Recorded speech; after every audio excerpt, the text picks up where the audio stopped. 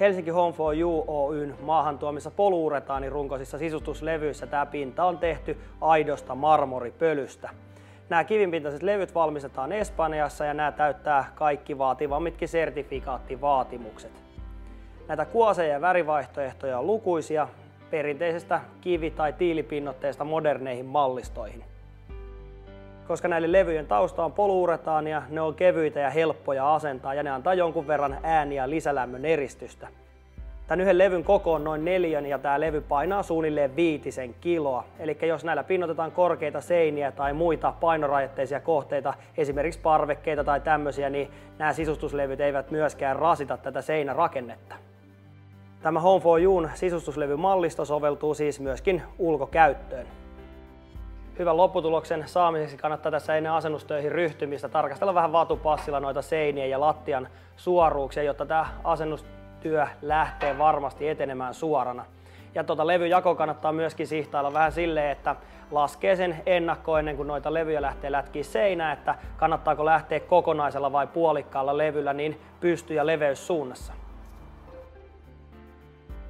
Näitä sisustuslevyjä voidaan asentaa lähes mihin seinäpintaansa tahansa, esimerkiksi vanhan tapetin päälle, puurunkosiin seiniin. Ja näissä puurunkosissa seinissä tämän voi kiinnittää vaikka ruuvaamalla. Tässä meidän esimerkkikohteessa tämä seinäpinta on kiveä ja tähän me asennetaan se nyt voimaliimalla. Tällä liimaamalla näiden sisustuslevyjen asentaminen on todella helppoa ja nämä levyt leikataan vaan oikein kokoisiksi ja painetaan hammastuksien kohdilta paikoilleen. Tämä leikkuu tapahtuu nopeiten tuollaisella kulmahiomakoneella, jossa on timanttilaikka. Tai sitten tämä voi myöskin, jos pieniä eriä tekee, niin tuollaisella normaali rautasahalla, mihin laittaa tuommoisen lankasahan terän kiinni, niin sillä pystyy sitten ton levyn myöskin leikkaamaan. Tietenkin tuon poluuretaani, niin sehän on tuommoista pehmeätä, niin mattoveitsellä se menee tosi nätisti.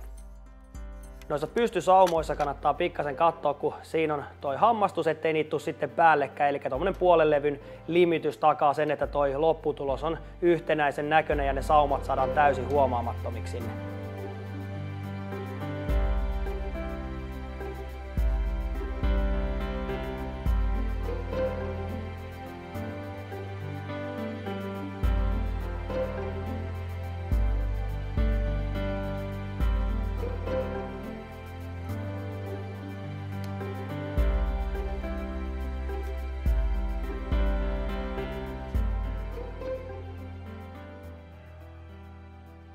Tämä viimeistely tapahtuu sillä tavoin, että noiden sisustuselementtien mukana tulee paikkamaalia ja tuommoista omaa akryylimassaa. Ja sillä akryylimassalla sitten noin elementtien saumaraot käydään läpi. Eli silikoniprässillä painetaan sinne akryylimassa ja sitten kosteella vesiväripensselillä muotoillaan se sauma siistin näköiseksi. Sen jälkeen kun se on kuivunut, päästään sitten maalaamaan sitä tuolla omalla paikkamaalilla. Eli jokaiselle näille eri värisävylle oma paikkamaali, mikä tulee tässä toimituksessa mukana. Eli sillä sitten maalataan, kun tuo akryyli on kuivunut, niin noi saumat, niin niistä saadaan ihan huomaamattomat. Eli siitä tulee semmoinen yhtenäinen pinta. Myöskin jos on ruuvikiinnitykset tehty, niin sitten ne ruuvin kannat tehdään tällä samalla menetelmällä.